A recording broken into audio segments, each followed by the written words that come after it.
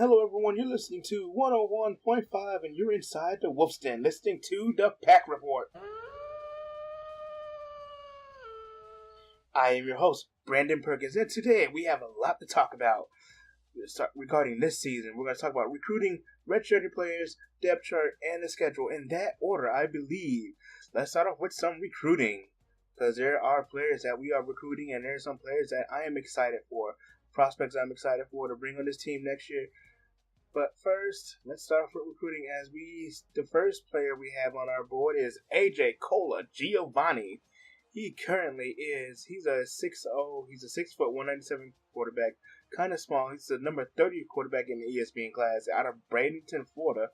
Same place where our new offensive coordinator is from. His name is Derek Wolf. And he's also looking at a running back out of East Bradenton, Florida. 5'8", 176, the 90th running back in the class, and his name is Keon Birch. And there is Tyreek Milton, also from Bradenton, Florida, 6'2", 190 pounds. So this guy, he's bringing in a lot of talent from where he was from. That's what he wants to do. Derek Wolf, he's coached at Manatee. I think that's how you say it, Manatee. That's where he coached at. As he was going into the high school ranks, he was a high school offensive coordinator, and now he's here. Ali Okafor, though, the corner, is my favorite recruit this year. He's fast corner. He's tall. He can cover. He can do it all, and I just hope we can land him. He currently has Mississippi State listed as his 5th school, I believe. And we're looking at all these types of players. This tight end, Dennis Sutton, out of Martinez, Georgia. He's a good player. And then we're looking at the number 1 free safety due to ESPN, Mario Edwards, and he has Mississippi State as number 3 on his list. So keep a lookout there. And I don't think they're not targeting a lot of players this year. They finished 7-6 last year, hoping to have a better year. But it is reported they're not targeting a lot of players this year because they think their roster is solid enough. Max number of 21 targets is what they're targeting as of right now. We'll see if that number goes up or down as the season progresses. So let's go ahead and look at our redshirt players, I believe. Yes, we're going to go ahead and see our redshirt players as I get my list out here. If I can find it. Okay, so there will be no quarterbacks redshirted. No running backs redshirted. Fullback Thaddeus Moss is redshirted. Go on ahead and look at these receivers now. Kelvin Harmon was redshirted, it looks like. Yes, indeed. Kelvin Harmon will be redshirted this year. Go ahead and look at tight ends now. Or left guards or right guards. Okay, I'm going to be honest, this was just a mistake on my part. I just kept pressing L2 for some reason. So right here, let's just go back up to the tight ends. Kelvin Harmon will not be redshirted. Interesting. So we're going to redshirt Dylan Arturif. Back in character now. Let's do it. Sorry guys about that. We're going to redshirt freshman center Harrison Gee. Number 76. No right guards will be redshirted this year. Right tackle, I think the freshman Justin Witt may be redshirted here. And let's see. Redshirt? Yes, he will be redshirted here.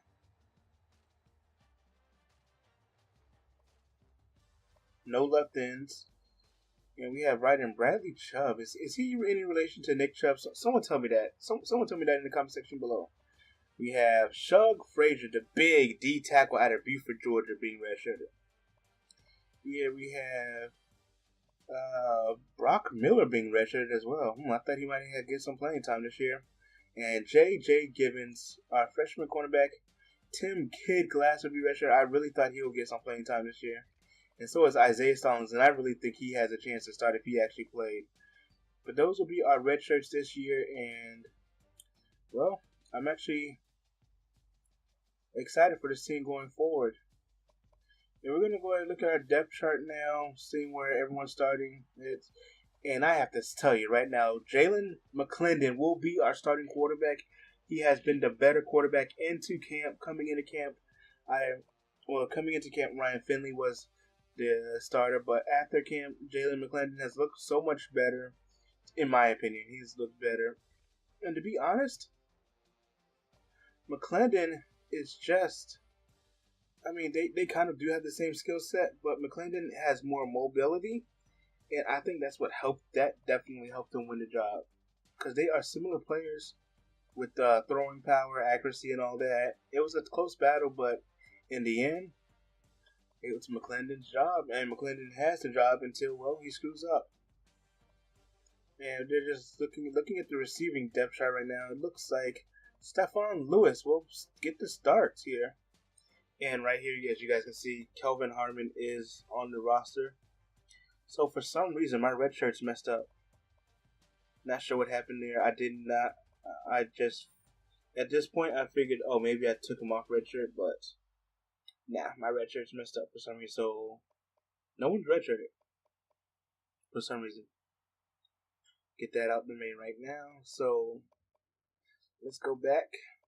So it looks like Stephon Lewis will be starting receiver, and alongside Brian Terry, Nyheim Hines, who I think is the best receiver on this team, will be the slot guy. He's about 5'8", I believe, so that's where he belongs. 5'8", something like that. I don't remember exactly. Joe Scafello will start at center. Tony Adams starting at right guard. Will Richardson Jr. starting at right tackle. At left end will be Contavious Street. At right end, it'll be Bradley Chubb. At D tackle, it'll be B.J. Hill and Jones. At left outside linebacker, it looks like Jermaine Pratt's going to get the start here. Interesting. It's either going to be Pratt or Riley Nicholson. I think they're going to go with Nicholson here. As of right now, it's Pratt. And it looks like they are going to go Nicholson indeed. Seems that Nicholson will be the starting right outside linebacker. Nicholson is the starting right outside linebacker here. So we go to corners, and that's going to be Jack Tacho and Stevens. Tacho is a great player in my opinion. So we have Josh Jones at free safety and Darvius Wright. Kyle Brambard was the better kicker in camp, so he will get the start. Maples will just have to take the back seat, or he may be cut in the summer. Who knows? And Nyheim Hines will be taking care of returning duties, it seems. And Braylon Cherry will be taking care of punt return duties. Kickoff will be Jackson Maples are doing kickoff. Interesting. So it seems that's interesting here, because it seemed like Blampard's doing the field goals and everything, while the other kicker's going to be doing kickoffs. This is actually very interesting coming out of NC State. But let's look at our schedule real quick, and that will be it for the Pack Report here today on 101.5 WRAL. First, week 1, we go against USF. And then week 2, Georgia State. Then we go to Clemson. No, Clemson comes here. Wow, Clemson's actually going to come here. Then in week 5, we go to Houston. Week 6 at Wake Forest. Syracuse comes here. And then we go to Florida State at week 9. Then North Carolina comes here. We go at Duke, at Boston College, versus East Carolina, versus Maryland. Thank you all for watching. You have listened to the Pack Report on WRAL. I am your host, Brandon Perkins, and I'm signing out. Thank you for watching.